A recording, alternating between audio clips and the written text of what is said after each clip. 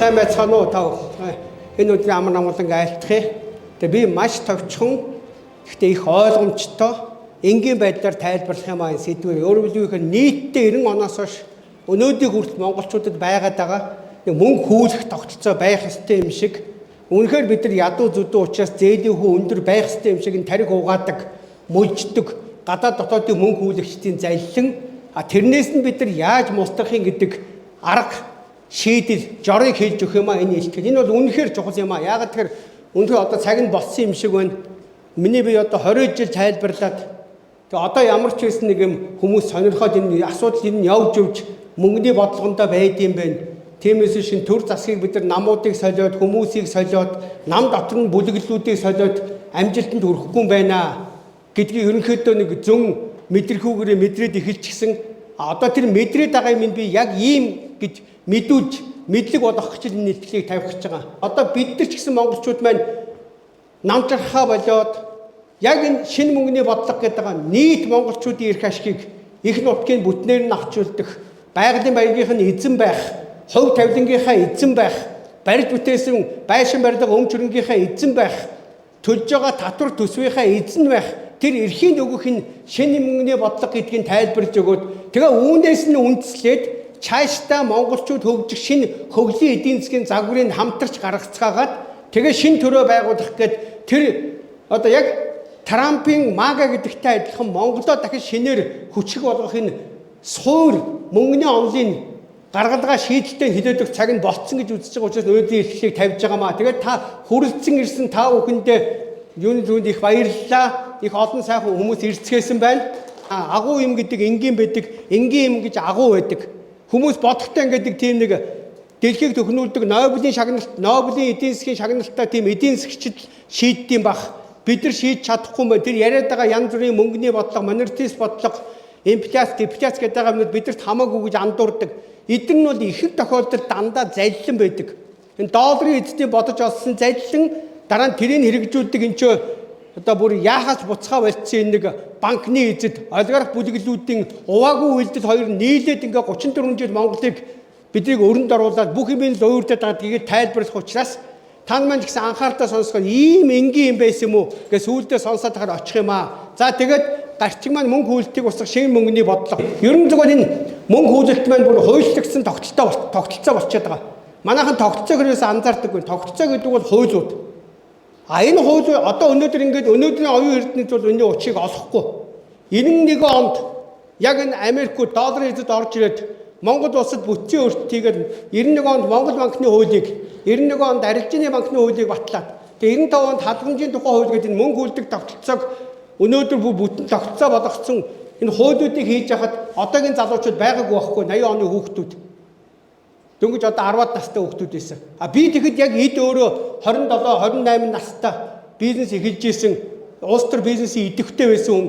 Гэхдээ яг тухайн үед бол би нэг анзаараагүй. Угаасаа бид нар ингэж хөгжих юм байна. Тэр Холливуудын кинонд гардаг Америк шиг гоё хөгжих юм байна гэж үнэмшдэг байсан учраас залинд нь ороод тэгээд 91 оны Монгол банкны тухай хууль, 91 оны Арилжааны банкны тухай хууль, 95 оны хадгаламжийн тухай хууль гэсэн ийм 3 хуулиар яг өнөөдрийн бидний энэ мөнгө хөлдөг тогтолцоог хийж өгөөд тэгээ бид нар өөрийн ихгүй мэдэхгүй ингээд нэг мэдсэн чинь энд хөдөлж явсаар байгаа л одоо өнөөдөр 33 дахь жилдээ 35 тэрбум долларын гадаад өртөө дотор талтай 40 гаруй их найдын дотоод өртөө тэгээд нар үцэхгүй ийм л байх ёстой байлгүй одоо бид нар тийм өнхөөгүй нөгөө нүүрс мөрс алдчихсан олигтойхон долларын эзэд өгдөггүй юм байна бид нар л өнхөөгүй энэ дотор талтай үнэхээр тэр хуримтлалтай болж чаддаггүй юм байна тэгээ хэдий ч нэг доллар олж чадахгүй юуны мөнгө доллар олж чадахгүй хуримтлал бий болгож чадахгүй болсон төгрөгийн ханш ундын мэн гэж хуурагдаа яваад идэг.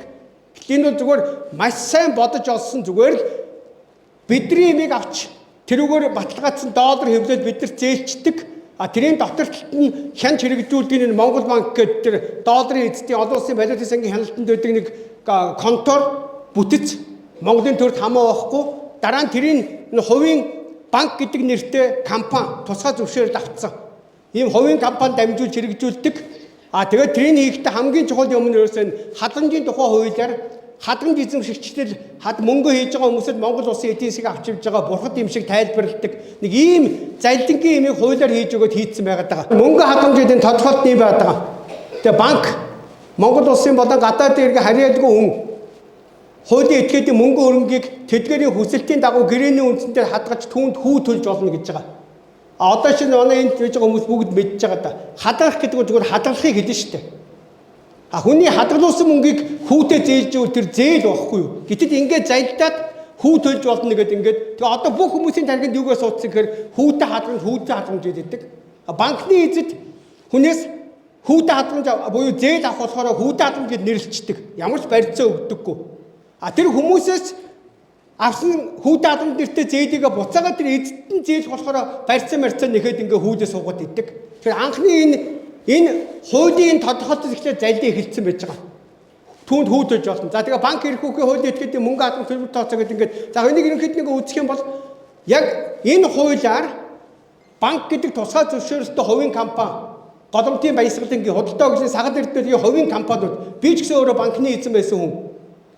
Ямар ч барьцаа тавихгүй зүгээр дөрмийн сан гэдэг. Одоо шинэ би 95 онд банк байгуулж байхад Голомт банк 95 оны 5 сард сая доллар Германаас зээлээд дөрмийн санг зээлээр бүрдүүлж болдоггүй байхад Голомтынхан Хоц банкнд байсан эрдэнэтийн мөнгийг Германаар дамжуулж, Германд байршуулаад буцаага тэрийгэ барьцуулж сая долларын зээл аваад Монгол банкнд байршуулад анхны банкаа байгуулж ирсэн одоогийн Голомт.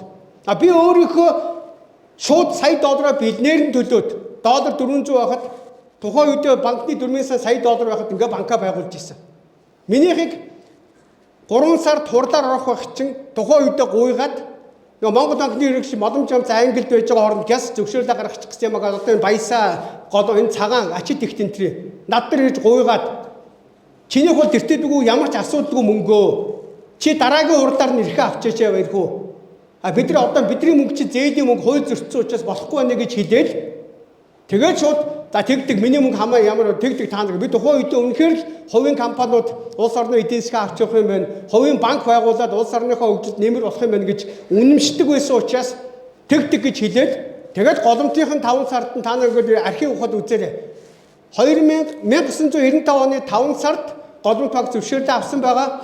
Минийхэн 7 сард орох байсан чинь тэгээд боломж амцны ирчээр миний зөвшөөрлийг өгөхгүй байж байгаад 96 онд арчсан нам ялсны дараа би 7 сард нь зөвшөөрлөө авчихсан. Тэгээд би юу тайлбарлах гэдэг нь нэхэр нэг дөрмийн сангийн мөнгө гэдэг юмыг яаж яж байгаад эндээс зээл авч бүрдүүлж банк гэдэг тусгай зөвшөөрлөө авчаад тэгээд энэ хуулийн дагуу хүнээс зээл авах болохоор хүүтэй хадгаламж хийлээд авчихна. Хүн зээлэг болохоор одоо би ч гэсэн мөнгө зээл хадгалуулж байгаа банкнд маш олон хүмүүс хадгалж шүү дээ. Тэр хүмүүсийн хадгалуулсан мөнгийг буцаагаад тэр хүмүүст нь өөрсдөд нь зээл болохоор барьцаа нэхээ суучдаг. Барьцааг нь 30-40% нь үнэлнэ. Тэгээд дээр нь дахиад хизээж хүсэж байгаа үнийн дүнгээр нь зээл нь олгодоггүй. Тэгэхээр энийг хийсэн юм нь юу юм гэхээр ерөөсөө энэ хадгаламжийн хууль. Энийг ялгаа байхгүй нөгөө валютын сан орж ирж зөвлөж байгаа бол тухайн үед нь хийлгүүлсэн байж байгаа. Тэгэхээр эндээ та нар сайн ойлгоч. Өөрөлд аливаа улсын гол одоо улсыг удирдах авч явдаг юм ерөөсөө мөнгө төгрөгийг хэвлэх тэрийг түгээж байгаа банкны тогтолцоо тэгээд сүйд нь тэрийг авч байгаа татвар энэ ерөөсөө санхүүгийн системийн өөрөө мөнгө хэвлэх түүнийг түгээх тэгээд татвар авах зээл авсан хүмүүс нь орлоготой ашигтай байх гэсэн маш энгийн юм байхгүй юу. Тэгэхээр эндээс одоо хэд юухэр хадгаламж гэдэг юм гаргаж цаашдаа мөнгө хүүлдэг. Одоо та нар банкуудыг сонсох юм бол банкнуудын холбооны яриаг сонсороо. Банкуудын холбооны хэлж байгаа, банкны эзэдийн ярьж байгаа, их хурл дээр манай улс төрчдийн ярьж байгаа юм юу гэж зээл юу буулгаач гэл тэгнэ. Гэхдээ буу хараг байхгүй. Яагаад хадгаламжийн өндөр. Банкуудад юу гэж болтдгийг гэхээр хадгаламжийн өндөр учраас бид нар хамаагүй. Бид нар зуучилдаг ламбард хэдэн хувийн хүүтэй хадгаламж авсан тэрэн дээрээ өөрсдийнхөө үйл ажиллагааны зардал хүүгээ нэмэл та нарт зээл өгж байгаа. Бидэрт ямар ч хамаа байхгүй. За тэгэнгүүт нэрээ тийм ингээд тэгвэл хадгаламж яагаад өндөр байдгийг тэрийг буулгаж болдгүй юм үгүй шүү дээ. Манай Монгол улс мөнгөгүй учраас харин ч эцэгээрээ хүмүүс энэ хадгаламжид мөнгө хийж бидэрт буян болж байгаа гэж тайлбарчдаг.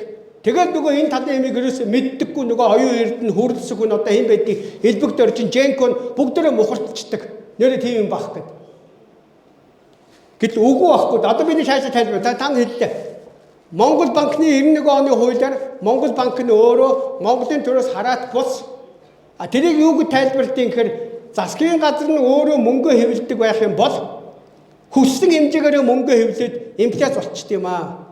Тийм учраас мөнгөний үн цэнтэй инфляцийг эдийн засгийн инфляцид өртөхгүй тулд тусдаа засгийн газраас тусдаа хараат ус мөнгө хэвлэдэг юм бүтэц байх ёстой гэдэг Америкууд залдаад тэгээд энэ нийтдээ одоо дэлхийн 190 гаруй оронд төв банкын засгийн газраас нь хараат ус болгоцсон байж байгаа. Би ч гэсэн тухайн үед тэгж үнэмшдэг байсан. Нэрээ тийм юм байна гэд. Тэгэхээр 91 оны хуулиар засгийн газраас хараат ус буюу Монгол улсын үндсэн хуулинд засгийн бүх эрх мэдэл ард түмний мэдэлт ард түмэн түүнийг төлөөлөн сонгосон одоо тухайлбал улсын хурлаараа засгийн газар байгуулж хэрэгжүүлнэ маш тодорхой үндсэн хуулинд заасан байж хахад үндсэн хууль зөрчсөн Монгол банк нэрттэй Монголын төр засагт хамаагүй бүтцийг хийгээд өгсөн баг. Тэрийг хинч анзаарахгүй ингээ яваад идэг.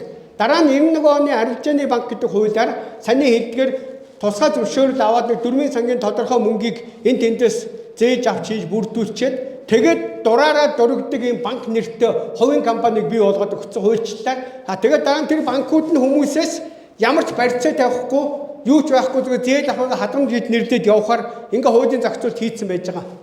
За тэгээ энэ өөсө хуулийн дээр байж байгаа нөгөө хугацаатай хадамжиж юу, хугацаагүй хадамж гэж юу ингээд тэр юмнууд нь байгаа шүү. Энэ бол нэг тийм одоо стандарт одоо бүх улсын хуулинд байдаг юмнууд нь. За тэгээ хадамжийн хүү ямар байх ингээд тий? За ингээд энэ хүү бод харгалыг Монгол банк батлна гэсэн байж байгаа.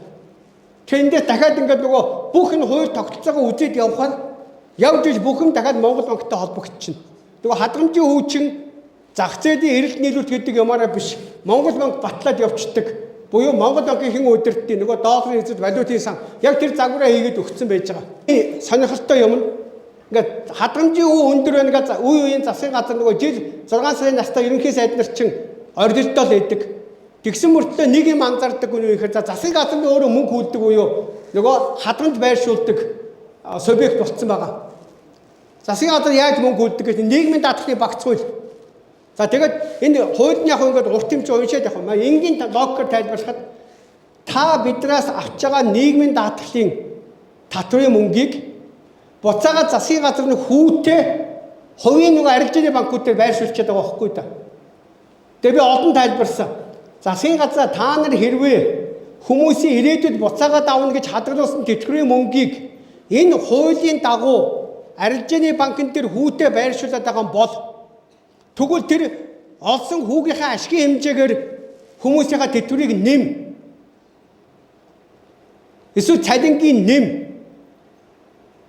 Тэгээд тэр хүмүүс буцаад өөрийнхөө мөнгийг өөрийнхөө хадгалуулсан тэтгэврийн мөнгийг буцаагаад авахт нь хувийн арилжааны банкор өндөр хүүтэй хүүдээд байгаагаа болиулаа. Нэг бол та нар тэр хүмүүсийн хадгалуулсан тэтгэврийн мөнгийг хүүгөө байршуул арилжааны банкн дээр. Тэгэхээр тэтгэврийн өгшчүүдэд хүүгөө буцааж өг гэж миний яриад байгаа нь энэ засгийн газар өөрөө зөвхөн нийгмийн саадлын санд төдийгүй.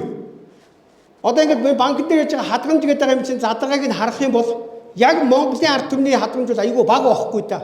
Хөөхий нөгөө хүүхдийн мөнгө зүг илдэв юм аа. Тэгээ хадгаламжийн хуулиар нууцлаад ингээд хин эзэн гэдгийг нууцна гэдэг ингээд нуугаа хийчдэг хуулиар нь яг харахад юу юм гэхээр Монголын ард түмний яг өөрсдийнх нь хуримт хадгаламж бол маш бага. За тэгээд дээр нь Монголын төрийн өмчийн компаниуд энэ нийгмийн даатгалын сангийн мөнгүүд, төрийн сангийн мөнгүүд энцийг дандаа аюулгад авч арилжааны банкуд төр хүүтэй байршуулна. Төр засгийнх нь өөрсдөө. За дээр нь хамгийн осолтой нь юу юм гэхээр Монголын ард түмэнд зориулагдж ирсэн Азийн хөгжлийн банк, Дэлхийн банк, олон улсын валютын сангийн санхүүжилтүүд, гадаадын зээл тусламжийн хөнгөлөлтөө зээлийн санхүүжилтүүд дандаа арилжааны банкн дээр хүүтэй байршдаг байхгүй юу? Нөгөө хадгаламжийн хүү гэдэг нэртэй хуулийн зохицуултын дагуу хүүтэй ороод ирчихнэ. Хөрвөл юу юм гэхээр Монголын ард түмэнд цаанаасаа хүүгүү одоо юу гэдэг зам барина гэдээ ирсэн мөнгө, хөшгийн хөндийн онгоцын буудлыг барина гэдээ ирсэн мөнгүүд чи өөрөө одоо юу гэдэг заашаа хөшгийн хөндийгээ тайлбарлая. Хөшгийн хөндийн төслийг хэрэгжүүлэх гэж байгаа Японы компани тослон гүйцэтгэл солонгосын компани авчаад тэгээд дараа нь тухайн үеийн долларын ханшаар за тэгвэл одоо 2015 он төслийг хэллээ гэж бодоход 2015 онд 1 доллар 1500 байх юм бол 1500-аар тооцоод Монголын компаниудаа гэрээгээ зурчихна. Хийсэн чинь дараа жилийн дараа 2 жилийн дараа мөнгөийг ч өгнө гэж төгрөгөөр зурчихна 1500-аар тооцоод. Тэгчгүүтээ доллараа нөгөө хэд чинь банкн дээр хүүтэй байршуулчихна. Хадгаламж болгоод. Яг тэр хадгаламжийн хуулиар чинь үндэсний мөнгөнд дэмжих төгрөг болон доллар аль алийг нь хүүлэхээр хуульчлаад өгсөн байж байгаа. Тэгэхээр одоо би чинь Японы юм уу солонгосын компани 400 сая доллар чигээр нь хадгалуулчихна хүүтэй. Тэгчгүүтээ 1500-аар тооцоод ханшин одоо 1500 тохиолдолд 1500-аар тооцоод Монголын компаниудтай гадар ширааны ажил тосон хүч ажлын гэрээ зурчихна. Тэгэхээр би ямар ашиг олох юм? Тухайн компани, Японы солонгосын компани. Жилийн дараа авахд би мөнгө байршуулаад долларын үнээс ашиг олцсон байна. Дээр нь нөгөө долларын ханш чи 1500-ш 2000 болцсон учраас нөгөө Монголын компанидаа би 1500-д зараагүй 2000 болсон зарахаар би дахиад 500 төгрөгийн ашиг хийчихнэ. Гэх мэт тэр өнөөдөр байж байгаа Монголд байж байгаа энэ бүх юмний чинь гайн өөрөө энэ хадгаламжийн хууль ба хувийн банкуудыг нуугаад хуульчлаад нууцсан байж байгаа энэ хадгаламж гэдэг нэртэй залилангаас болоод өндөр хүүтэй зээл яваад байгаа байхгүй юу? Тэгээ ингээ сайн мөшгөд ингээ мөрдөд үзэхээр 3 янзын хүүсэр байгаад байгаа. Хамгийн бага нь ард түмний өөрийнх нь хадгаламж.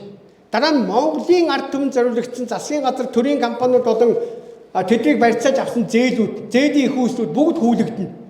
Гуравдугаарт нь нэгэнт хуульчлагдаад ингээд өндөр хүүтэй хадгаламж гэдэг нэртэй зээлийг хувийн банкуд нь авах эрхтэй болсон учраас гадаадын хүмүүс ирээд одоо Японууд жишээ нь тэнцэнэ зээлд нь хүүгүү. Хятадын зээлийн хүү жилийн 3. Тэнгүүд тэд нар эндээс мөнгө авчиад энчээ одоо валютын хадгаламж бол бараг жилийн 10 шахуу байгаа. Их сайнтай 3% хүүтэй зээл нутгаасаа авлаа. Энчээ авчиад 7%-тэй байршууллаа. Өөрөөр хэлбэл инхээр жинхэнэ хадгаламж гэдэг нэртэй гадаад дотоодын мөнгө хүүдэгчдийн яваад юм бол хувирчаад байгаа байхгүй саяны хуулиараа. Нийгмийн даатгалын чөлөө төрдөг гэдэг нөгөө хуулиараа яаж арилжааны банкнд мөнгө хүүлж болохыг ингээ хуульчаа заагаад өгцөн. Тэгээ одоо жишээ нь ингээд инээдтийн ярьцгаадаг байхгүй юу? Өрийн дарамтгүй Монгол гэдэг арчсан нам сонгуул сая сонгуульд орсон.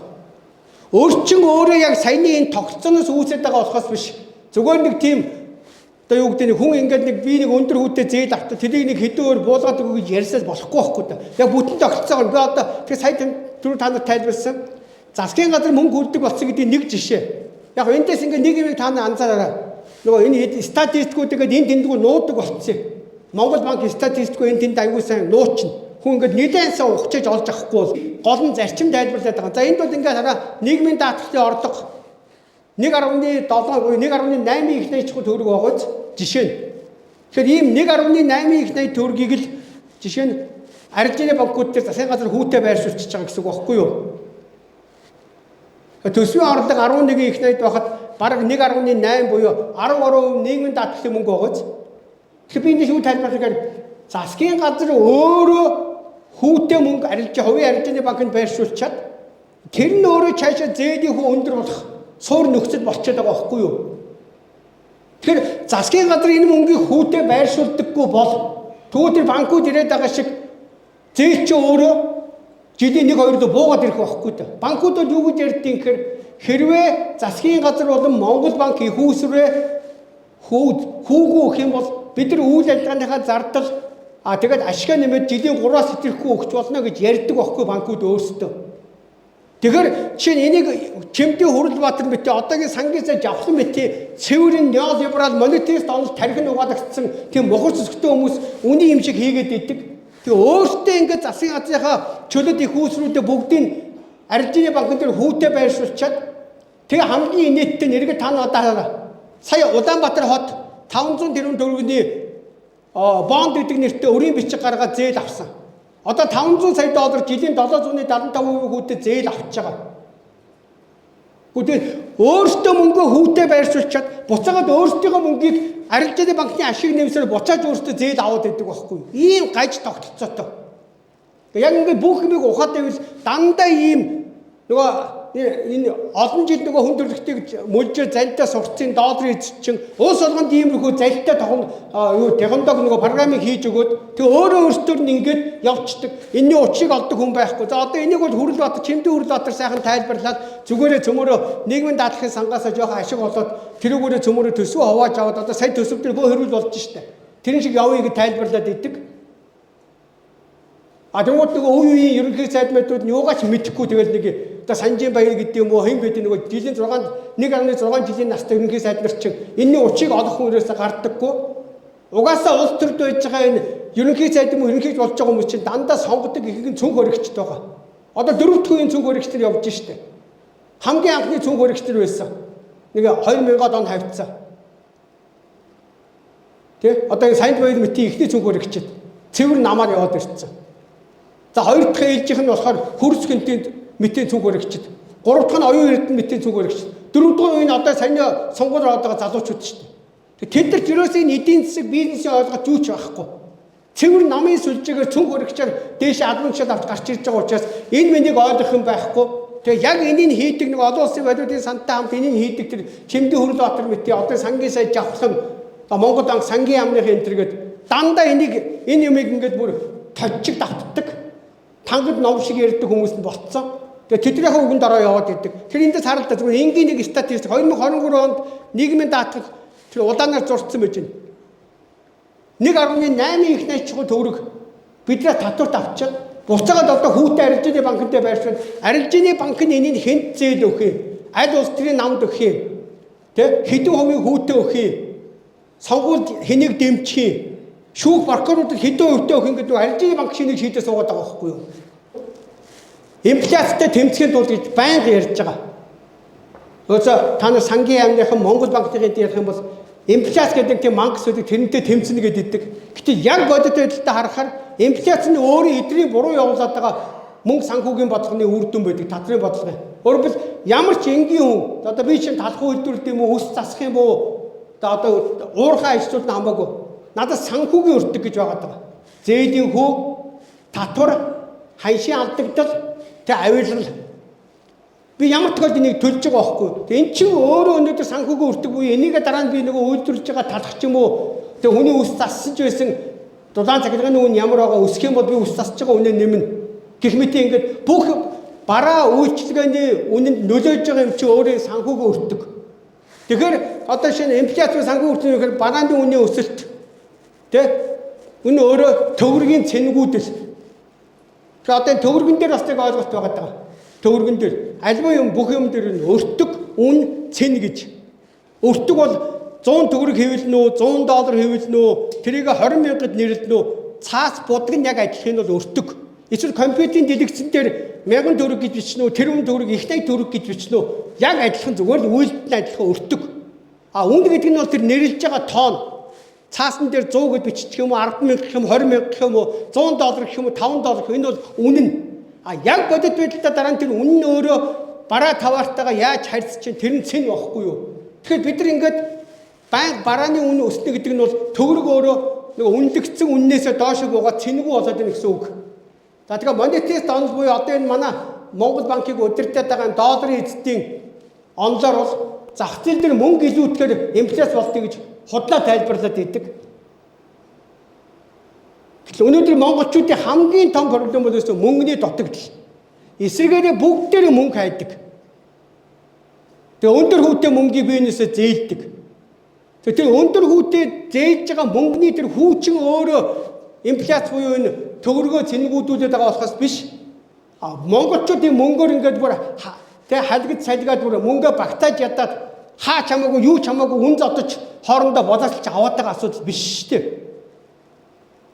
Яг ингэж худлаа тайлбарлаад тэгээд ингээд нөгөө валютын сан Монгол банкаар дамжуулаад яг Монголын эдийн засаг аль зэрэг тэлээд хүмүүс ямар хөө мөнгөтэй болж гин, экспортын орлого нь ямар болж гин, тэрнээс нь хамааруулаад мөнгөний татаж аваад мөнгөгүй байлгаад байдаг. Тим нөгөө програмаар хөтөлбөр хэрэгжүүлээд хянаал засаад яваад байгаа гэсэн үг байхгүй юу? Энийг юус анзаардаг хүн байдгүй, мэддэг хүн байдаггүй. Санхүүгийн өртөг буюу одоо юунаас болж инфляц үүсдэг ингээд харахаар зээлийн хөө Монгол улсад хамгийн багадаа тэтгэврийн зээл 17% та. Яг тэр өөрсдөө мөнгийг авч байгаа хил ам хийдэг. Тэгээд янз бүрийн банк ус аппликейшнгүй бараг 70 хүрсэн явж байгаа. За тэгээд төгрөгийн доллартай харьцах ханшийн алдагдал жилийн 15-аас 25% байгаа. Тэгээд бүх төрлийн татвар 30-аас 50%. За тэгээд авилгал 5-аас 10% төлж байгаа. Гэхдээ хамгийн багаар нь цөмөрөө бодъё. 20% зээлийн хөө. За тэгээд ханшийн алдагдлаа 15, 35. Тэгээд татвараа 30, 65, авилгалаа 5, 70. Төгрөг авлаа 100 сая төгрөг авлаа гэхэд 70 саянд буцаагаад хүү ханшийн алдагдал татвар авилгад өгөө дуусчихж байгаа шүү дээ. Тэр хүн 1000 төгрөгийн далахыг энэ 700 төгрөгийн 700 төгрөгийн санхүүгийн өртгөө тооцоо. Дээр нь нөгөө ажиллах хүч, дулаан ус, цахилгаан гэ бодит өртгөө тооцож жагаад 2500 зархаас аргагүй болчиход байгаа байхгүй юу? Тэгэхээр нөгөө асуудал нь өөрөө мөнгө илүүдээд инфляц болоод байгаа юм биш. Эсвэргээрээ энэ санхүүгийн өртгө нь өөрөө ийм өндөр байгаад байгаа учраас сая одоо та нар санаж байгаа дулаан цахилгааны үнийг нэмсэн, хүчинцэр байгаад нэмсэн. Би зөндөө тайлбарсан. Их хурлын гишүүд минь наад дулаан цахилгааны үн нэмэхдээ дулаан цахилгааны үнийг тогтоогоод байгаа тэр үнэн дотор чинь санхүүгийн өртөг ямар байгааг та нарыг асуугаад гаргаад ирээч. За нүүрс үйлдвэрлэж байгаа Багнуурын цахилгааны нүүрс албарж байгаа Багнуурын уурхай. Багнуурын уурхайн зээл нь хэд байгаа? Багнуурын уурхайн импортоор авсан тоног төхөөрөмж эсвэл долларын зээлийн ханшийн авдаг хэд байгаа? Дээр нь Багнуурын уурхай хэдэн хувийн татвар төлдөг? Мөн үү? За тэгээ авилгал байхгүй гэж бодъё хамаагүй.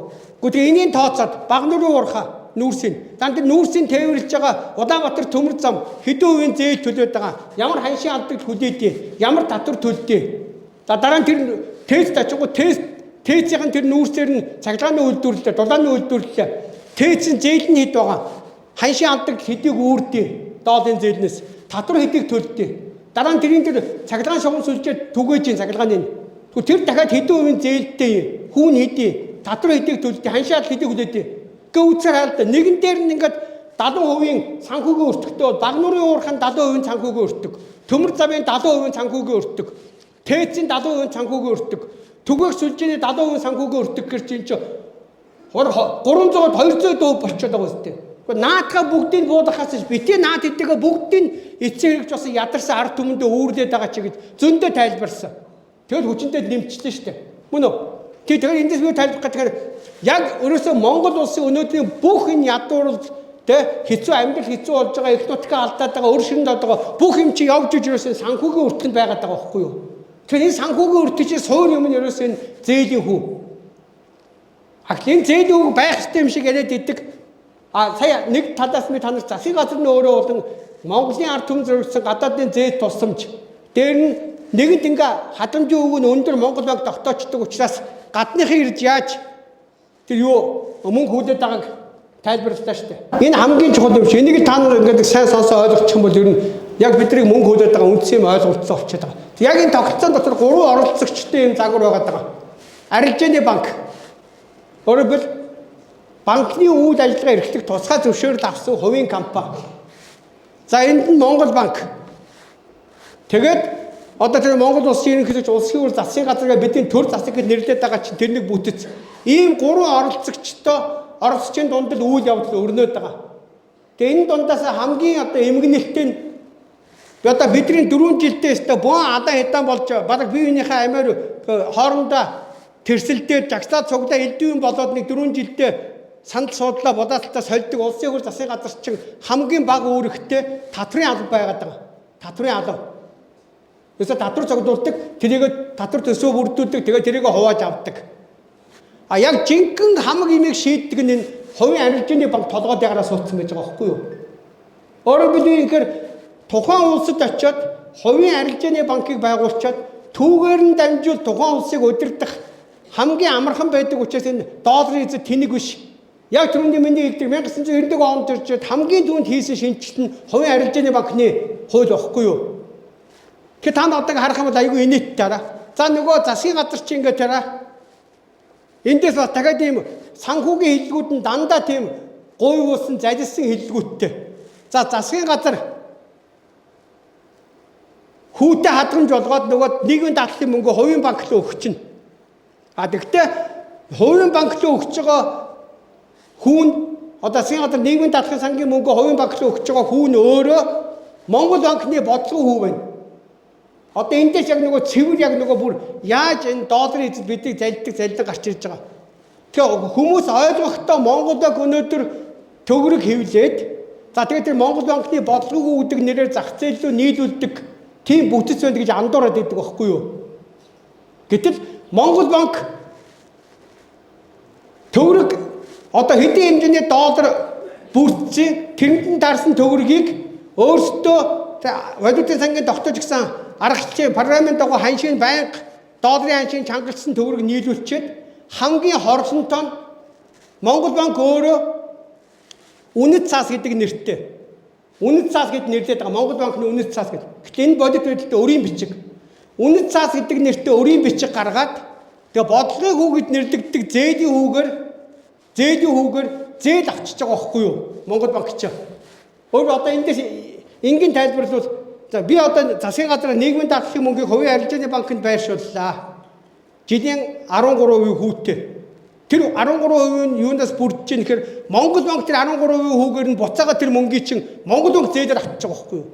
Энийг бүр хүмүүс гайхаад идэв. Гэхдээ Монгол банк яагаад зээл авдаг гэхээр яг чухамгүй Монгол банкаар дамжуулаад биднийг мөнгөгүй байлгахын тулд валютын сан хэдий ч нэ Монголын эдийн засаг тэлэл одоо валютын нөөц нэгсээ доллар ихсэл 30 Монгол банк өшөөх мөнгийг хүү төлж тэр бодлогын хүүгдэг нэртэй хүү төлөөл татаж аваад байгаа. А тэрийг юу гэж тайлбарлах гэхээр инфляцтай тэмцэж чинь гэдэг. Өөрөөр юу юм гэхээр биднийг ямар тохиолдолд мөнгөгүй байлгаад мөнгө нь өөрөө өндөр хүүтэй эрэлттэй байлгаж иж өрөнд оруулдаг технологиг хэрэгжүүлж яах гэсэн үг байхгүй юу? Тэгэхээр одоо эндээс ингэж байгаа. Монгол банк нь үнэт цаас буюу одоо тэр бонд гэд нэрлэдэг байгаа өрийн бичиг гаргаад өөрөө бодлогын хүүгээд одоо сар болгон Монгол банкны захирлуудын зөвлөлд хуралдаад бодлогын хүүгээд хэд байлыг тогтоолоо гэдэг нь зах зээл дээрээс буюу хувийн арилжааны банкн дээр засгийн газрын гадаадын хүмүүсийн монголчуудын байршуулсан мөнгийг Монгол банк нь хүү төлж байгаа буюу яг бодит байдалтай арилжааны банкн дээр байж байгаа тэр хадгаламжийн хүүний чинь доод хэмжээг Монгол банк бодлогын хүү гэдэг нэрээр тогтоогоод ирэх гэсэн үг байхгүй юу? Тиймээс ямар ч одоо юу гэдэг банкуд өрсөлдөөд бид хэдэн хувийн хүү төлж авъя гэж байгаа биш. Тэртээ дгүү төгрөг хэвлэдэг төв банк нь өөрөө тэр хүүгээр нь татад авчиж чинь гэсэн үг.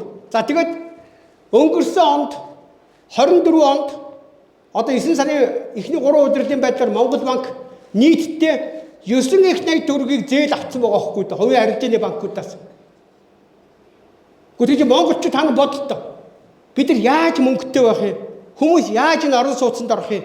Яаж н бүх салбарууд хөрөнгө оруулалт бүтээн байгуулалт хийх юм бэ? Монгол банк нь өөрөө валютын сангийн аргачлалаар хувийн арилжааны банкудаас нийтдээ 9 их 80 төгрөгийг жилийн 10% хүү төлөөд буюу 900 тэрбум төгрөг төлөөд татаад авчиж байгаа мөнгөгүй болгоод. Энийг одоо хүмүүс сонсохоор гайхаад үгүй байлгүй гэдэг байхгүй юу?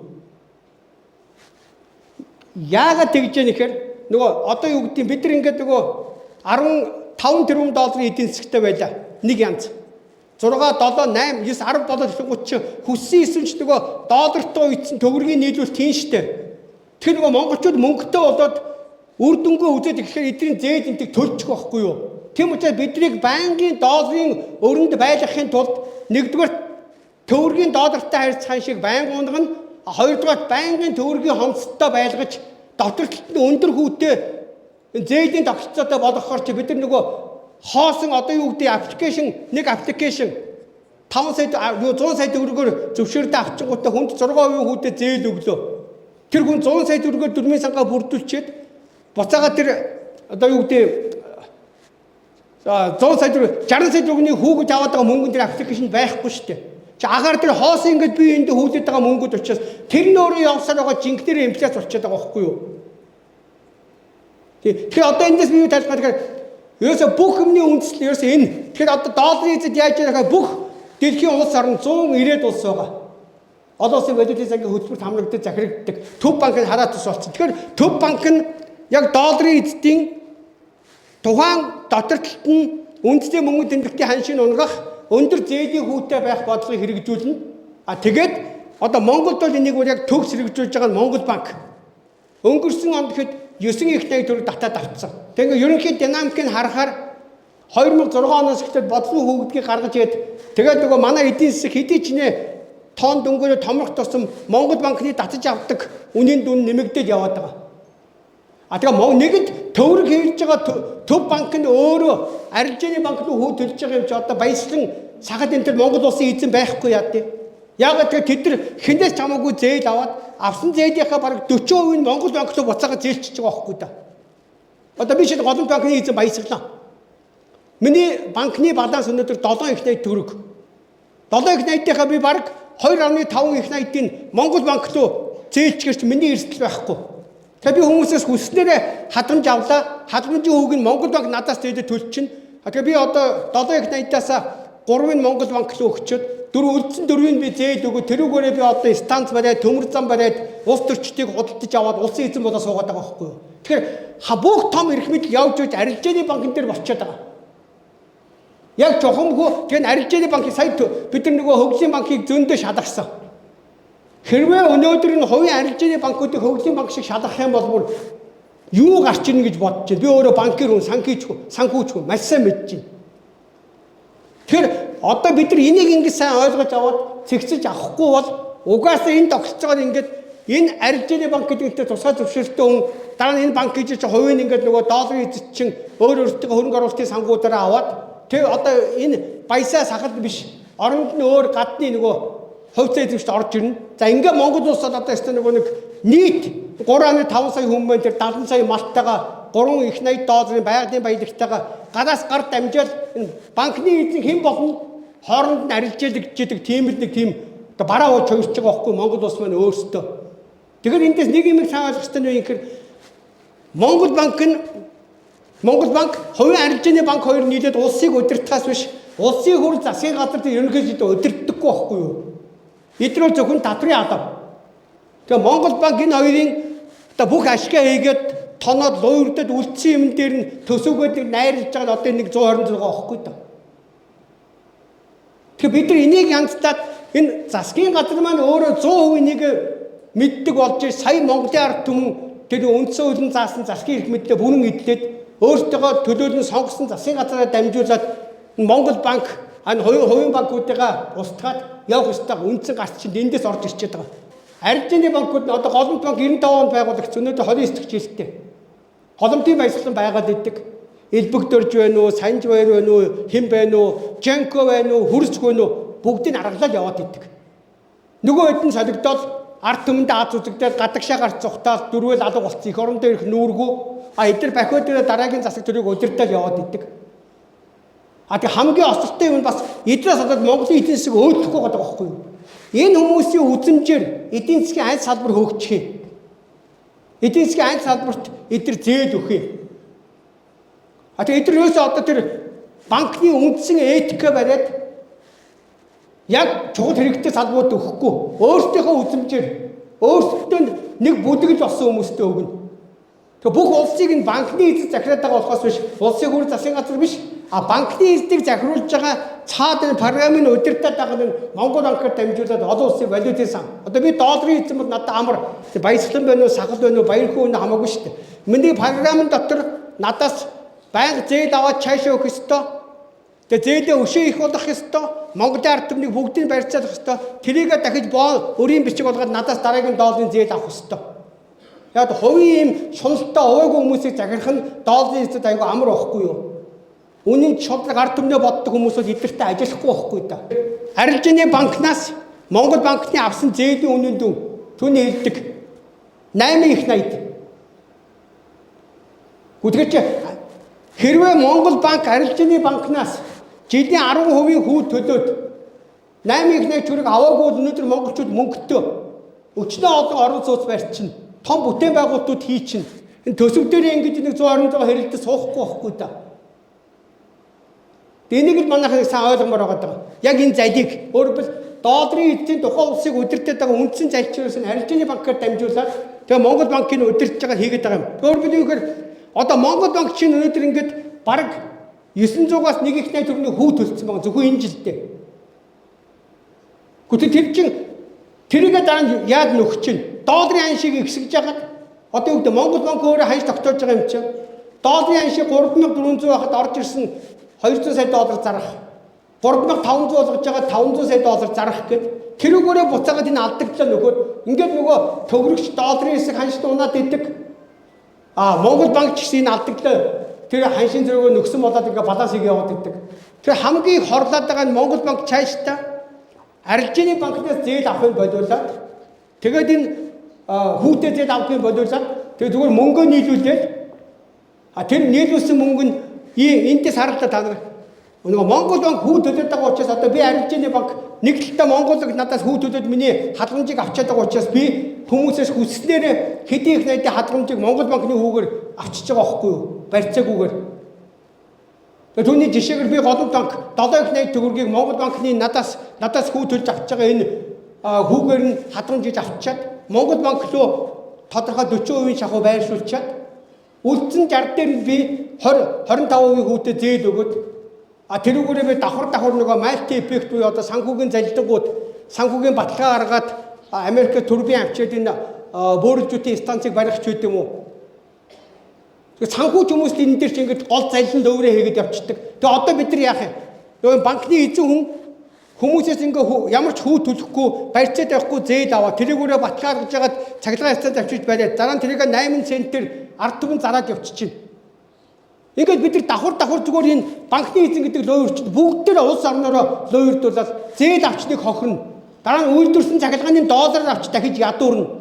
Тэрнээс нь болж энэ цахилгааны үнийг нэмж гэх мэт. Гэхдээ цэвэрээс нь банкны эзэд бид нар бүгдээрээ лоёрдуулаад дуусаад байгаа. За тэгээ энэ яг зүгээр нөгөө ингээ бодгоо хүүгээр яг Монгол улсын эдийн засгийг харж байгаа нөгөө валютын сангийнхан яаж зохицуулдаг ерөнхий нэг юм динамик. Энэ юунаас хамаар та анзаарч байгаа бол 2019 21 онд нэг жил 22 онд нөгөө нэг ковидээс болоод нөгөө ард түмэнд дургуутсаад бүх эдийн засаг зогсоогод бодлого хүүгээ буудагсан ш жилийн 6 олгоод тийм бод.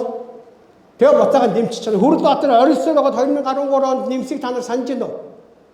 Чуулган дээр Монгол банкны тавгсрээ чамайг ажлаас чи хадаа шүү чи бодлого хүүгээ нэм энэ гэж загнаад. Тэгээ ерөөс энэ бодлого хүмүү гэдэг юм өрийн бичиг байх ёсгүй байхгүй да Монгол банкн дээр. За тэгээ зөв нь ямар байх юм? Зөв нь яг Монгол улсын үндсэн хуулийн дагуу Монголын ард түмэнд засгийн бүх хэрэг мэддэг бид нар шударга сонгуулиар одоо тэр хоёр танхимтай парламент юу вэ бид нар үндсэн хуулийг өөрчлөлт дараа угаасаа сонгоод тэгтээ засгийн газрын үндсэн хууль нь юу юм гэхээр мөнгөний бодлого явуулна Монгол банк санхүүгийн зохицуулах орчин Монгол засгийн газрын нэг толгойн 3 чулуун нэг агентлаг болно дараа нь эдийн засаг хөгжлийн яам ямар тохиолдолд улс өөрөө зах зээлийн байрны төлөвлөгөө төлөв заавал төлөвлөгөө байх ёстой. Тэгээ дараа нь татврын яам буюу сангийн яам. Энэ нь толгойн 3 чулуу гэсэн үг. Шинэ зөв бүтэц гэсэн үг. Тэгэхээр засгийн газар маань өөрөө одоо энэ өөрөөс нь хараад бас байгаа Монгол банк санхүүгийн зохицуулах хороогоо мэдлэлтэй авчихар чи түрүүний нөгөө засгийн газар нь нийгмийн даатгалын мөнгийг хувийн арилжааны банк руу байршуулчихдаг. Тэгсэн мөртлөө өөрөө хувийн арилжааны банкнаас мөнгө зээлчдэг. Тэгсэн мөртлөө өрийн бичгээ гаргаад Монгол банкнаас мөнгө зээлдэг гэх мэтийн бүх залилангууд байхгүй болчихно. Дээр нь хувийн арилжааны банк руу засгийн газрын байршуулсан мөнгийг нөгөө талаас нь Монгол банк зээлэд авчдаг энэ төр чи энэ дээр шууд баригдах байхгүй юу? Одоо юу гэдэг сангийн яам татвар цуглуулчаад өөрийнхөө нэг агентлаг болох Монгол банк руу хүүтэй зээл өгөөд чадахгүй байхгүй да. Өөрөөр яг энэ загвараар долларын эзэн залилан баригдчихна гэсэн үг байхгүй юу? Одоо нөгөө баригдахгүй Монгол банк нь хараад тус хувийн арилжааны банк байгаад байгаа учраас нөгөө их хурл засаг дээр байж байгаа улс төрчлөмөр ойлгодгүй. Яг ингээд нэг малгааны дор тулгын 3 чулуу ороод ирсэн тохиолдолд засгийн газрын хэрэгжүүлэх агентлагууд бие биендээ хүүтэй зээл өгч болохгүй да. Шууд баригдана шүү дээ. Тийм учраас энэ Америкт тэнэг биш. Тухайн улс орнд тусад нь төв банк гэдэг нэр салгаж авчгаад тэгээд засгийн газар руу зээл өгүүлдэг, засгийн газраас нь зээл авахулдаг загвар хийгээд байгаа. Яг энэ загвараар бол угаасаа сангийн яам цуглуулсан татврын мөнгөө тий одоо энд нөгөө гол юм нь ард түмний 100% ард түмний банк байгуулах юм. Хувийн банкуд үлддэг, хувийн банкуд нь хөрөнгө оруулалтын банк маягаар ажиллана үз. Тэгээ голомтын баяцаас хагад эрдэнэ тэр авиастан бол хувьцаан дээр, хөрөнгийн бирж дээр хөрөнгө оруулалтын сан маягаар ажиллана үз. Хувийн банкнд ямар ч мөнгө байхгүй. Энийг бүр та нар 100% хэлье. Өнөөдөр голомтын баяцлын мөнгөтэй биш. Худалдаа өгчнээс хагад эрдэнэтэй мөнгөтэй биш. Хаан банкны баатар сайхан мөнгөтэй биш. Тэдний байж байгаа бүх их үүсвэрийг үзэх юм бол дандаа Монголын ард түмний мөнгө байгаа. Шууд Монголын ард түмний мөнгө байгаа. Монголын ард түмэнд зориулагдсан гадаадын зээл тусламж санхүүжилтийн мөнгө байж байгаа. Дээр нь Монгол банк хүүтэлж аваад байгаа учраас тэнд нь ашиг олох гэсэн гадны мөнгө хөлөгчдөд хадгалж байршуулсан байж байгаа. Тэгэхээр бид нар ингээд 100% ард түмний банк байгуулчих юм бол энд ард түмний банкн дээр ард түмний татвар төсөв бүх мөнгө цуглана. Мөн үү? За тэгээд Монгол банк эдийн засгийн хөгжлийн яамд байгаа том бүтээн байгуулалтуудыг хөрөнгө оруулалтыг бүх төгрөгөө хөвлөд өгч чинь. тэндээс нь олсон ашигаас нь сангийн яам татвараа зогдуулчихна. Бүх санхүүгийн үйлчлэг ард түмний банк явуулна. Тийм тохиолдолд ард түмний банк явуулсан тохиолдолд зээлийн хууль нь бараг жилийн нэгээс хэтрэхгүй. Одоогийн шиг юм тээлэр мэдэртэй биш. Тэртээ тэгээ бүгд дижитал буюу цахим дижитал currency цахим мөнгөөр шилжиж байгаа юм чинь дандаа хиймэл оюун ухаанаар маш хямд өртөгтэй санхүүгийн үйлчлэг үзүүлэх учраас бүх бизнесийн зээл бүх зээлүүд жилийн нэгээс хэтрэхгүй болчих واخгүй юу? Тэгээд ард түмэн өөрсдийнхөө мөнгөө мэдээд эзэмшээд өмчлөөд тэгээд хянаад зээл санхүүжилтөд өгөөд явна. Энэ банкн дээр төлөвлөлтөө өдөрт зөвлөлт нь яг 3-1-нд засгийн газрын сайд руу орж ирнэ. Эдийн засгийн сангийн яамны сайд дээр. 3-1-ний нэг удирч авч явж байгаа сайн менежментийн сонгон шалгалтаар бий болсон баг нь байна үз. 3-1-нд нь ард түмнийхэн төлөөлөлт нь орчихно. Тэгээд энэ банк өөрөө цаашаа яг Монголын эдийн засгийг авч явах нь ингэсэн тохиолдолд бол ерөөсөө Монголд ийм мөнгө хөлдөг тогтолцоо байхгүй болчихно. Өөрөөр хэлбэл санаатаагаар Монгол банкнаас арилжааны банкнаас хүндэр хүүтэй зээл авдаг тогтолцооч хэрэггүй болчихно. Ард түмний банкнаас Монгол банк зээл аваад буцаага тэрийгэ заримдаа засгийн газрын төрлөө өгдөг зайлшин чинь яг ингээд бүгдийн нэг ард түмний мэдэлд оруулж ихэд засгийн мэдэлд хэрэгжүүлж агентлаг болгоо оруулчихар чинь байхгүй болчих واخгүй да. Тэгэхээр яг ингэ би ч гэсэн энэ учрыг олох гэж бас 20 жилээр зарж байгаа واخгүй да. Хүн ерөөсөө ийм энгийн юмыг анзаардаг юм байна. Тэгээд ингээд яриад инфляцтай тэмцэж байгаа мөнгөний одоо M1 M2 агрегат тэгдий multiple effect тэгдий мэгдэг гэдэг энэ толгой эргүүлсэн юм яриаггүй ч хүмүүс за энийг мэддэг хүмүүс нь тэгдэм байх гэдэг. Тэгэхээр яг ухаад ингээд цаашаа мөшгөж явсагаад учрыг олохоор ерөөсөө яг түүний дэнний урд үзүүлдэг.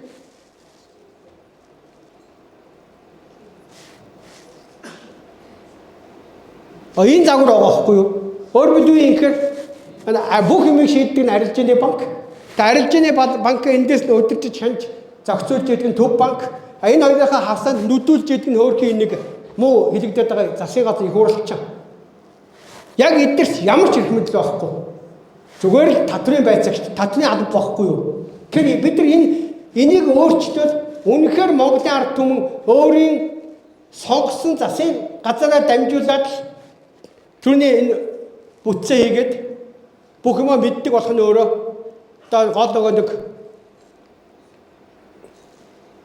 бидний зарайд байгаа нөгөө Монголоо дахиж хүчлэг хөгжилтэй болгоно гэдэг бол энэ байхгүй энэ загвар юусэн.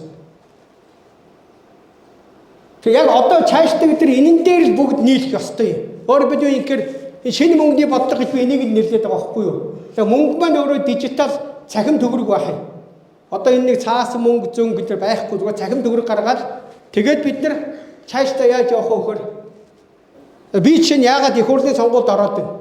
Бод манай шинэ намынхын сая шинэ мөнгөний бодлого яагаад сонгуульд орсон гэхээр энэ чинь дандаа нөгөө тогтолцоо буюу 1991 онд анх хийсэн Монгол банкны хууль, арилжааны банкны хууль, 95 оны хадгаламжийн хууль тэрнээс хойш ингээд үе банкны эзэд, банкны холбооны лобби, валютын сангийн зааварчилгаагаар өөрчлөгдөд яваад идэг. Тэр хуулиудыг бүгдийг өөрчлөх хэрэгтэй болчиход байгаа. Мөнгө, санхүү, татврын тогтолцоог бий болгож байгаа хуулиудыг бүрэн шинжлэх, шинжлэх, шинээр батлах, засварлах шаардлагатай ийм хуулиуд байгаа. Монгол банк санхүүгийн зохицуулахаараа арилжааны банк, хадгаламжийн тухай, нийгмийн даатгалын багц хууль, татврын багц хуулиуд, гадаад худалдааг зохицуулах, валютын нөөцийн зохицуулалт, за үндэсний мөнгөнд тэмдэг төгрөгийг тогтворжуулах, дархлаажуулах, хүчилжүүлэх суур хуулиуд. Тэгэхээр энээсээ дараа нь энэ суур хуулиудын өөрчлөлтийнхаа дараа буцаад нэг иргэний эрүүгийн салбарын далаад хуульд өөрчлөлт оруулах хэрэгтэй. Тэгэхээр яг энийг л ойлгодог улс төрийн хүчин цаашаа улс төрчид гарч иржээд энэ бүтэн шинжилгээг хийчих юм бол цаашдаа нь улс заавал баярхуу байгаад хэрэггүй тогтолцооноор аваад явчих واخгүй юу. Өөрөөр хэлбэл ингээр 91 онд Америкт орж ирж хийсэн хууль нь өнөөдөр биднийг чирсээр байгаад өрөнд оруулаад байгаа шиг тэрийн бүгдийг засаад хуулийг хийгээд өгчих юм бол надад ч гэсэн цаашдаа нь улс төр юмд явах хэрэггүй. Энэ тогтолцоо чи өөрөө тэртээ дүгөө бүх юм аваад явчихна. Монгол банк санхүүгийн зохицуулах хойчин засгийн газрын хэрэгжүүлэх агентлаг болчихно. Арилжааны банк нь зөвхөн хувийн хөрөнгө оруулалтын банк болж үлдээд ард түмний банк байгуулагдчихна. Хадгаламжийг болгоод зөвхөн хүн мөнгө хадгалуулчихна. Хадгалуулсан мөнгө нь ямар нэг байдлаар санхүүгийн эргэлтэнд орох бол тэр тусдаа энэ Исламын банк энэ төр шиг хөрөнгө оруулалтын санхүүжилт юм уу, хөрөнгийн биржийн санхүүжилтгээ тусдаа хөрөнгө оруулалтын сан компаниуд үйлчлэг үзүүлж байгаа тусдаа санхүүгийн институт болчихно. За тэгээд нийгмийн татрын багцуудаа бүгдийг янзлахгүй одоо энэ ялангуяа татвар болоосоо давхардаж авчихна гэж замбраагүй. Хүн хамгийн одоо шинэ цахилгааны үн нэмэгдэхэд хамгийн эцээр идэж бид нар дээр нэг л удаагийн орлогын албан татвар их ёстой шүү дээ. Татвар бүгд давхарцахгүй. Тэгчин түүний хэлдэг нүүрсний баг нуурын уурхаа, тээвэрлж байгаа төмөр зам, үйлдвэрлэж байгаа цээцгээд давхарцсан татвар бүгд орж ирчээ бид нар төлөөд байгаа. Дээр нь ханшийн авдаг тал. Зээдийн хүүтэй. Тэгэхээр татрын шилжилтийг ч гэсэн бид нар хийгээд тэг эндээс нэг юм Америкуудын хүндрэлтийн залдаад идэг. Татвараар хөгжинэ гэдэг худлаа номлол. Татвараар хөгждөггүй маа. Мөнгөө хэмэлж хөгждөө. Татвар бол зөвхөн ажилгүй орлогогүй хүмүүсийг ажилтаа орлоготой хүмүүсээс аваад амь зуулганд нь амьдралын зайлшгүй хэрэгцээтэй минь хангаж өгчээдэг санхүүгийн туслах хэрэгсэл байхгүй татвар. Энэ бүтцээ хийсний дараа бол Монгол улсад өнөөгийн төсвөр хөгждөг гэдэг худлаа залилангийн Америкуудын хяндаг колоничдын зал байхгүй болчих юм. Засгийн газар чи өөрөө хүсдэрээ мөнгө төгрөгөө хэмжилчин. Гэхдээ эдийн засгийн хөгжлийн яамнаас гаргасан үндсэн концепцэнд байгаа мал аж ахуйгаа яах юм, хөдөө аж ахуйгаа яах юм, уул уурхайгаа яах юм, үйлдвэржилтээ яах юм, ямар шатлалтай хөгжүүлэх ингээд тэрний дагуу хөгжлийн төлөвлөгөө бидний хэмжин санхүүжилтээ хийжтэй. Сангийн яам бол зөвхөн хувь хувьсгалын бизнесүүдээс зөвхөн олсон ашигаас нь татвар авчаад тэрүүгээр нь ашиг орлого байхгүй өндөр настангууд хүүхдүүд залуучууд эдгээрт нь тэтгэвч халамжийн нөгөө байж идэг.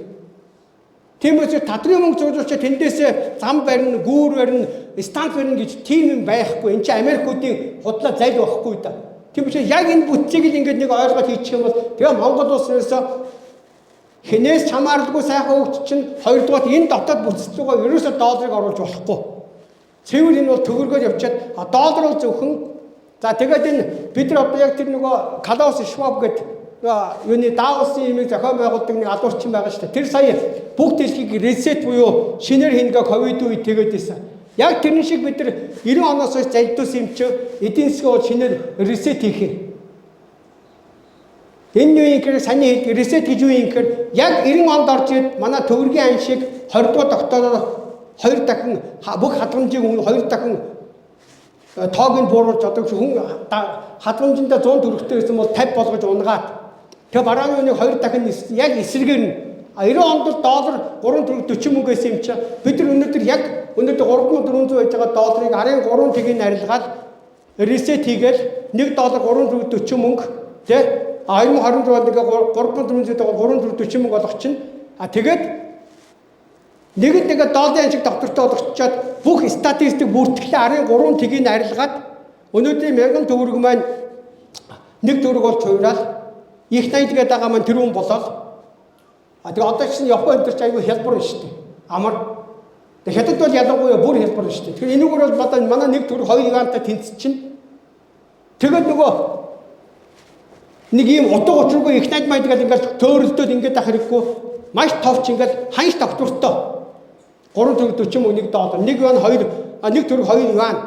За тэнгуүтээ хань нэг юм хийх ёстой эдийн засгийн өршөөлөө үйлийг нийтэд нь хиймээр юм байлээ. Энэ буруу тогтцоонд ямар нэг байдлаар явсан хүмүүсээс өмнө ад үзэхгүйгээр саний миний хэлдэг банк гэдэг тусгай зөвшөөрөл эрчим хүч энтэг бол дандаа ард түмэн өмчилчүүд бус тэр чигээр хувийнхан байж болно.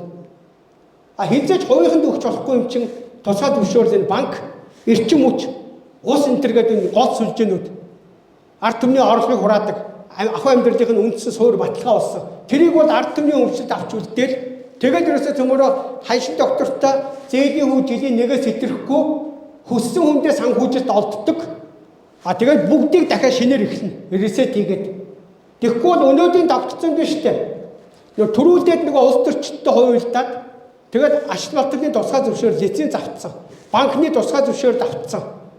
Одоо янз бүрийн Mobicom, United-ийн тусгай зөвшөөрөл авцсан хүмүүс чинь Монголын ард түмний толгой дээр гарч суугаад хамаг орлогыг хамаад байгаа байхгүй юу? Тэгээ Америкууд чи яа тийм гэхээр долларын эзэт чинь үнэхээр юм чөлөөт фри тэ маркет экономи гэж байдсан бол үнэхээр чөлөөт зах зээлийн эдийн засаг байдсан бол үнэхээр тэр номлолыг өнөөдөр дэлхийд түгээгээд бүх ард түмнийг хөгжүүлэх гэж байгаа юм бол долларын эзэт яахаараа Монгол улсад жилийн 12% хүүтэй зээл өгчөөд өөрсөддөө жилийн 1% өгдөө. Өөрөөр зээлийн хүүгээрээ баян улсууд, ядуу улсууд тийг бий болгож байна. Улс дотор нь орж ирээд Ашиг болцны тусгай зөвшөөрөлтөө бол жилийн 3-4% хүүтэд зээл өгч чинь. Банкны зөвшөөрөлтөө бол 3% хүүтэд 5% хүүтэд зээл өгч чинь. Тэрийг 20-30% хүүтэд зээлтэй бид нар төлөөд байгаа байхгүй юу? Өөрөөр улс дотор ч гэсэн баян хоолтыг эдгээр зээлийн хүүгээрээ бий болгож байна. Дэлхийд даяар ч гэсэн улсуудыг баян улс, ядуу улсыг зээлийн хүүгээрээ бий болгоод байгаа байхгүй да. Тэгэхээр бид нар тэрийг дотоодын эдийн засгийн доолржид орохыг болиулаад дотор талдаа ингэж ханшиг доктортой болгоод тэгээд доллар 340 мөнгө болгоод дотоодын эдийн засгтээс огт долларжилт байхгүй тийм болгоод шинэ мөнгө буюу цахим мөнгө маань төгрөг маань яах юм гэхээр түүний хэлдэг доллартай харьцах шин юантай харьцах шин юм болчиход зээлийн үжинийг болчиход цахим төгрөг өөрөө хөрөвдөг валют болох юм. Өөрөөр бид юу юм гэхээр оюун толгойн АЦС-ийг худалдаж авах 5 толгойн нүүрсийг худалдаж авахдаа ирээд 3-4-40 мөнгө гэсэн ханшаар доллараа тушаагаад нэг юан 0.5 цахим төгрөг буюу нэг төгрөг 2 юан гэдэг юанаа тушаагаад юм худалдаж авах юм. Энд дээр аюул том зарчим ялгаатай юм. Ирээд хувьчлагдсан ханшаа төгрөг худалдаж аваад манай зис алт нүүрсийг авна гэдэг маань төгрөг өөрөө хөрөвдөг валют болчихж байгаа байхгүй юу? Яг ханшийн доктортой болгоод тэгээд зөвхөн Монгол улсаас худалдаж авч байгаа бүх юмаа төгрөг худалдаж авчиж хийдэг болохоор төгрөг маань өөрөө тухайн зарагдж байгаа бараагаараа баталгаажсан өөрийнхөө улстай хөрөвдөг валют болчихж байгаа.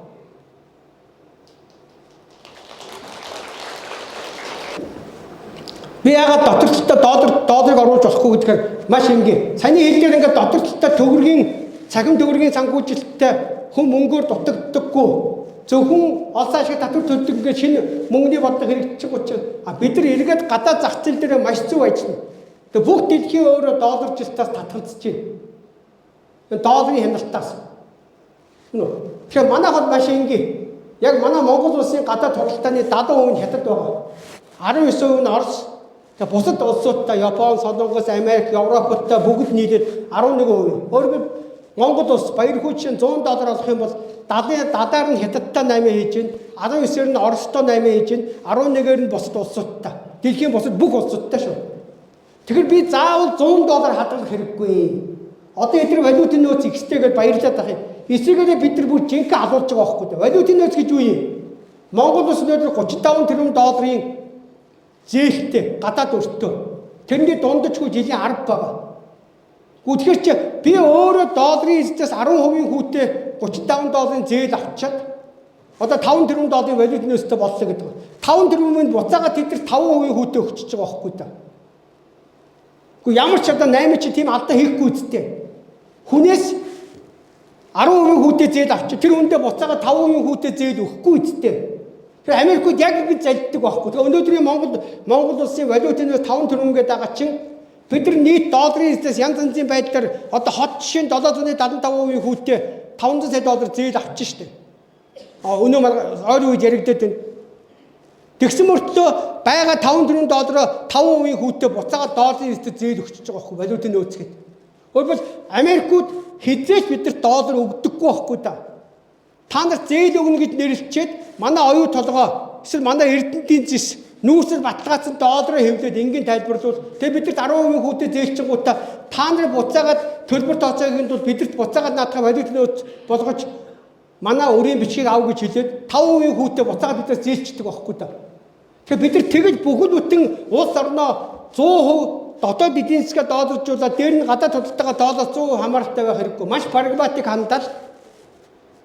Төгрөгөө саяны ханшин доктортой болчихсон чинь юантай ханшин доктортой болгоо үйдсэн учраас хэрвээ үнэхээр Монгол улсад гадаад худалдааны хэрэгтэй бол байх ёстой гадаад худалдааны нөөц чинь 70% нь юанаар 19% нь рублээр бусад 11 доллар евро тэр пүнт стерлингээр байна үз.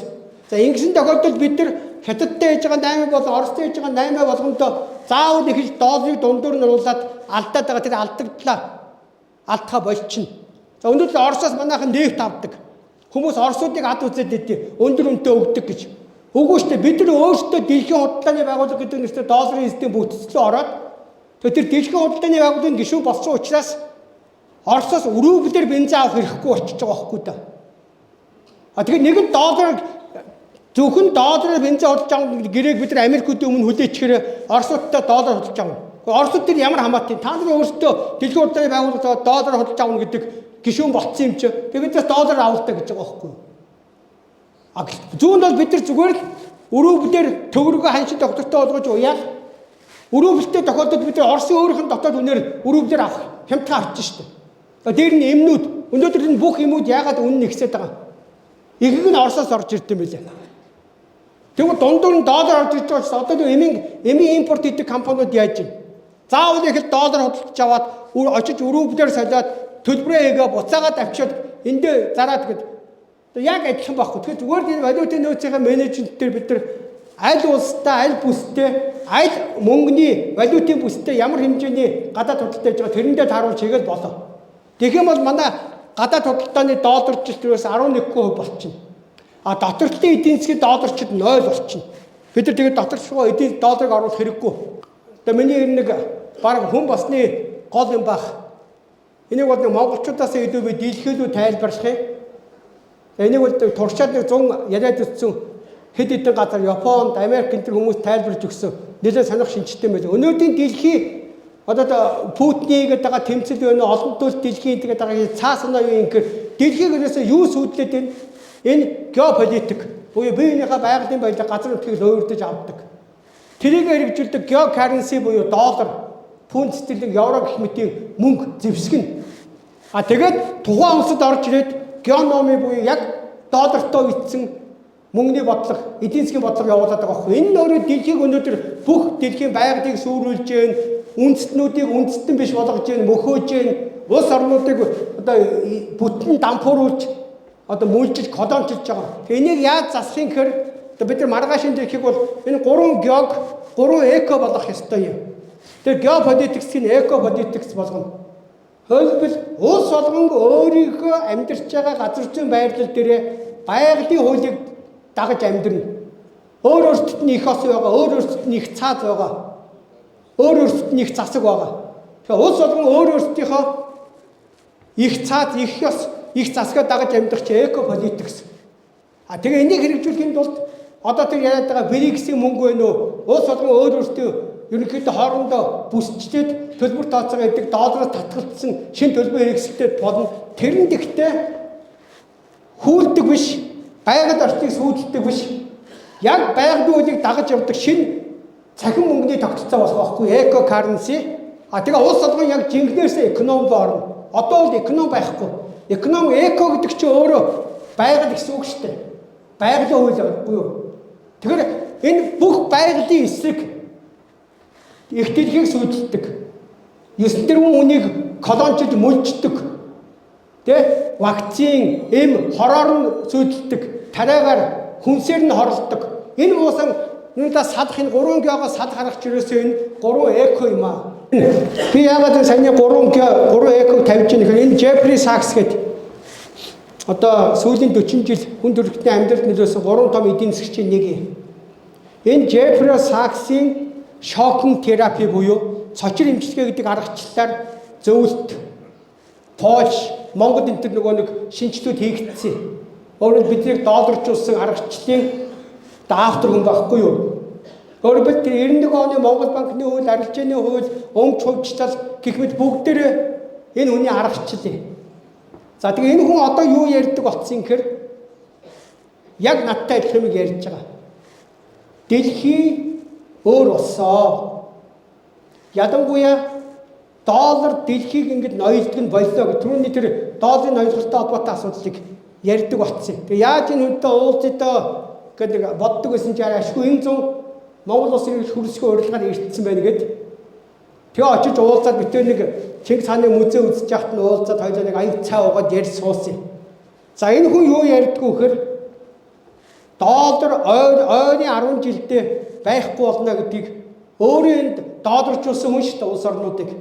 Тэгээ 3 үндслээр ярьдیں۔ Нэгдүгээр үндсэл нь доллар өнөөдрийн үүргээ биелүүлж дэлхийн үндсэн валют байхын тулд Америкийн эдийн засаг өөрөө дэлхийн 1 номерын эдийн засаг байх ёстой. Өөрөөр хэлбэл ямар нэг юм Elon Musk-ийн Twitter тэр одоо сансан SpaceX гэдэг компани хувьцаа биш.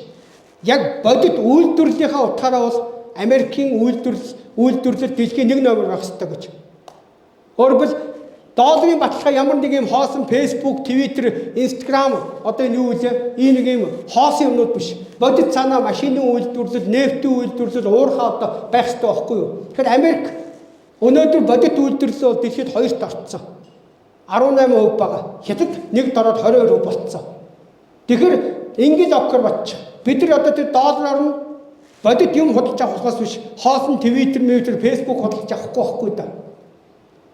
Одоо шиг хятадын юанаар бол чөлөөт тэр хятадын цахилгаан машин зашин юу гэдэг юм худалдаж бодит үйлдвэр байгаад нь шүү дээ. Бараа, бодит бараа.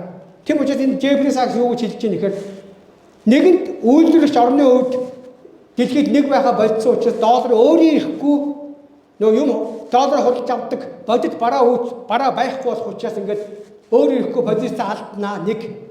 За хоёрдугаарт нь долларыг маш их геополитик үе түрний геокаренси зорилгоор ашиглаад байна. Улс орнууд итгээд доллар гэдэг нэртэй өрийн бичгийн валютын нөөц гэж аваад ахад зөрөө тэрийг хурааж авах хүссэн үедээ 20 гаруй хэмжээнд оруулах гэх мэтэр ингээд дээрлэхэд байгаа. Учираас одоо бусад улс орнууд долларт итгэхгүй. Арайгад одоо юу гэдэг өчнөө нефтэж гэдэг юм уу нүүрс зэсээ одоо Монгол улс жишээ нь 80 сая тонн нүүрсээ зараад цуглуулсан мөнгө доллар гэдэг хоосон тоо аваад хадгалчихж штеп. Тэгтэн тэрийг хүссэн үедээ хурааж аваад байх юм бол бид нар цаашдаа доллар тэр нүүрсийнхаа мөнгийг доллараар хадгалуулах бодно штеп. Тийм учраас энэ геополитикоор улс орнуудын валютын нөөцийг өөрсдөө доллар өгч валютын нөөцийг бүрдүүлчих дээрэндээ байгаа учраас тэрнээс нь болоод одоо долларт итгэхэ болж байна. За 3 дугаарт нь юу юм гэхээр энэ айгүй чухал юм шүү. Дэлхийн өөрөө цахим төлбөрийн хэрэгсэл рүү шилж нэ. Цахим. Тэгэхээр өнөөгийн долларын хоёр шатлалтаа тогтолцоо байхгүй болох юм гэж байгаа. Тэрний үеийн гэхээр одоо Монгол банк, Арилжааны банк гэж байгаад байна шүү дээ. Тэгээд төв банкыг салгаж аваад Арилжааны банкаар нь хувийн баясаа сахал эрдэнэлэгч хүмүүсээр ингээд дамжиж тухайн улсыг мүлжиж байгаа бол нэг шатлалтаа болоод төв банк, Арилжааны банкаар нэг очих уу? Миний түрүүний тайлбарладаг нөгөө Монгол банк санхүүгийн зохицол хороо энэ төр чинь сангийн яам энэ төр чинь засгийн газар хэрэгжүүлж агентлаг очоод ард түмний банк байгуулна гэж штэ. Тэгэхээр энэ ч өөрөө нэг шатлалтаа тогтолцоо гэсэн үг.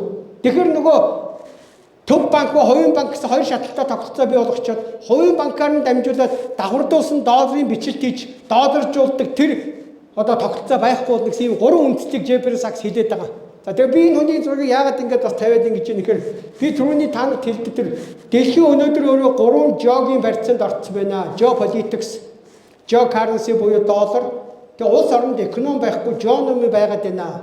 Улс орны бүр жирийн хүний тэтгэврийн өгшин дөнгөж төрсөн хүүхдээ амьдралыг хүртэл долларжуулаад доллараас хамааралтай болгоод байна. Тэгээ энийг засаад 3 эко болгох юмаа гэсэн чи надад наачаараа айгүй сонин хүн төрөлхтөнд хэрэгтэй гаргалгаа байж тээ. Хоёр наад дээр чинь санаа оноос олж хамтарч ажиллая гэсэн учраас би энэ зургийг тавиад тэгж байгаа маа. Тэгээ эндээс бас юу хэлэх гээд байна гэхээр бид өөрсдийн ухаанаараа хинээс ч дутхгүй шүү. Одоо энийг ингээд заалан сонсоо сууж байгаа хүмүүс энийг ойлгоогүй тэр 100 гаруй улс байж. Тэднээс бид нар илүү өнө гэсэн үг шүү. Тийм учраас монголчууд минь одоо энэ дэр сайхан итгэлтэй бай. Яг саний миний хэлдэг шинэ мөнгөний бодлогоор саний хэлдэг тогтолцоо хийгээд Монгол банкыг засгийн мэдэлд аваад ард түмний банк байгуулад машингийн тэгээд төгрөгийн долларын онтой харьцаж доктортой болчлоо. Цахим төгрөг гарлаа. Зээлийн хүү жилийн нэгээс идэрэхгүй боллоо. Тэгээд бүгдийн дахин шинээр эхэлнэ. Өөрөөр үндсэн хуулиар бүх хүн хуулийн өмнө тэгшэрхтэй гэдэг чинь хүн болгон ижилхэн хүүтэй зээл авахаас эхлэх юм шүү. Үнэхээр бидний айгаад идэг хятад бид нар хязээ хятадаас тусгай тогтолтоо авч үлдэх юм гэхээр хятадын зээлийн хүнээс бага зээлийн хүүтэй. Хятадын юаны эсрэг төгрөгийн ханшин ундаггүй. Хятадаас бага татварыг монголчууд төлдөг болж сая Монголын бизнесөнүүд хятадтай өрсөлдөн тусгай тогтолтоо авч үлдэнэ. Тийм болохоор энэ шинэ мөнгөний бодлого цаашдаа Монгол улсыг аврах гарц шийдэл жор тэгээд энэ дээр ямар нэг байдлаар одоо саний Трамп хэлдэг шиг энийг би ганцаараа хийж дийлэхгүй. Яг би мөнгөний бодлогын хэсгийг ингээд боловсрууллаа. Энд чи цаашаа хөгжлийн эдийн засаг бол задарна. Тогтвортой ханштай жилийн хувийн хүүтэй болсон мөнгөөр яаж улсаа хөгжүүлэх үү гэдэг дээр бүгдээрээ хамтарч ажиллах ёстой. Хөгжүүлэх төлөвлөгөөг хамтдаа хийх ёстой. Хөгжүүлэх багийг хамтдаа бүрдүүлэх ёстой. Тэгээ үр дүнгийг хамтдаа үүсгэх ёстой шүү. За баярлалаа та бүхэнд.